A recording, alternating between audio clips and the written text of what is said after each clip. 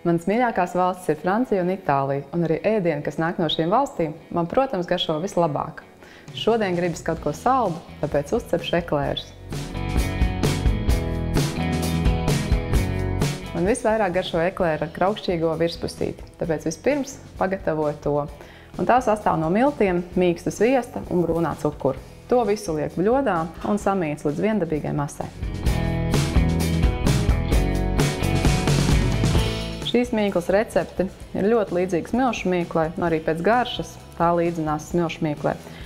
Un šo kraukšķīti jūs varat sagatavot arī ātrāk un ielikt viņu saldētavā, lai viņš tur vienkārši stāv. Un tad, kad gribās uzcept eklērus vai vējkūkus, tad izņemam ārā no saldētavas un to izmantojam. Kad mīkla ir samīcīta, to vislabāk ietīt pārtikas plēvē un novietot uz kādām 30 minūtēm leduskapī, lai viss sastāvdaļas kārtīgi sadzīvojas kopā. Kad mīkla leduskapī ir pabijusi kādas 30 minūtes, ņemu to ārā un izrūlēju to plānā kārtiņā. Nav svarīgi kādā formā. Galvenais, lai plāni. Uz galda ir jāuzber diezgan daudz milti, tā lai mīkla neliktu klāt pie ruļļa un pie galda.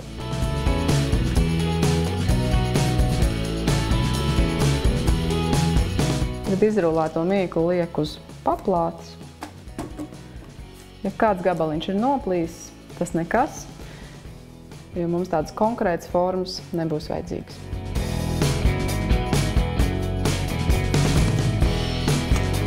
Tagad izrulēto mīklu liek uz kādu stundiņu saldētavā, tā lai tā kārtīgi sasalst.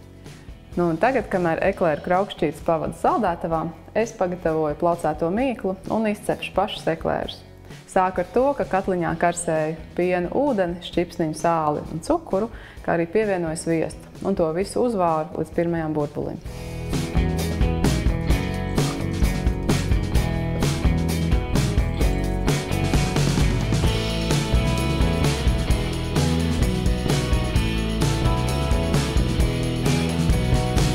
Kad sviests ar pienu ir uzvārījies, tam strauji pievienoju miltus un maisu līdz viendabīgai masai.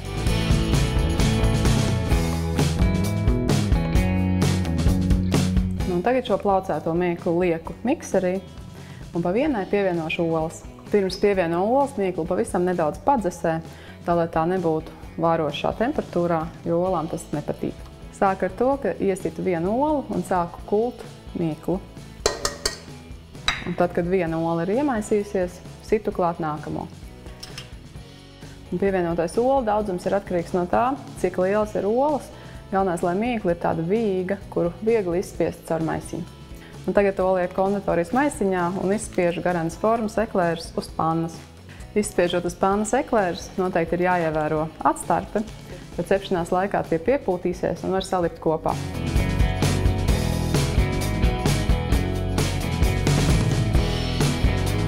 Ekleri uz pannām ir saspiesti, tagad izņēmu no saldētavas kraukšķi, kurš jau ir sasalis, un to izgriežu garanās strēmelītēs un lieku virsū eklēriem.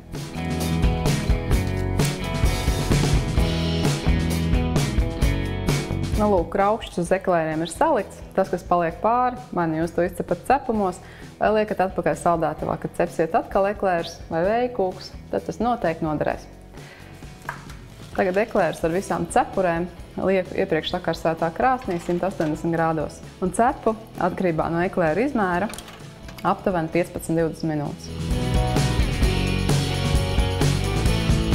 20 minūtes ir pagājušas, pa lodziņu var redzēt, kā eklēri ir piepūtušies, tie ir zeltaini brūni, tagad tos ņem ārā.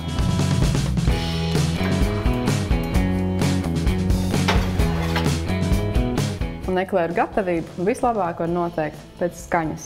Ja pie viņiem pieklauvē, viņiem ir jāklaudz. Tas nozīmē, ka viducīts ir tukšs un tie ir gatavi. Nu, un kamēr taisa kremu, eklērus liek uz galda, lai tie atdziest. Eklērus var pildīt ar daudziem dažādiem pildījumiem, kā piemēram vārīto kremu. Man ļoti garšo arī šokolādes krema eklēri. Var izmantot pistāciju, pastu un daudziem dažādas ogas. Bet tieši šodien man gribās parādīt jums kremu ar Milkas Filadelfijas sieru, kuru sajaukšu ar maskarponu sieru un saldo krējumu. Un to visu putoju kopā. Vispirms putotājā putoju saldo krējumu kopā ar maskarponu sieru līdz stingrām putām, un tad jau pievienošu Milkas sieru. Un, kad tas ir saputojies stingrās putās, pievienoju Filadēlfijas milka sieru. Tagad atliek eklērus pārgriezt uz pusēm un sapildīt tajos krēmu. Ar asu nāzi taisni griežu uz pusītēm. Tagad izspiežu vai nu pumpiņas, vai arī ar krēmu dažādus ornamentus. Tad, kad tas ir izdarīts, tad var uzlikt kādu ogu, ja krēms šķiet nedaudz par saldu, un virsū uzliek pusīti. Un tā dara ar visiem pārējiem eklēriem. Krēms eklēros ir sapildīts, tagad to pārkais ar pūdercukuru.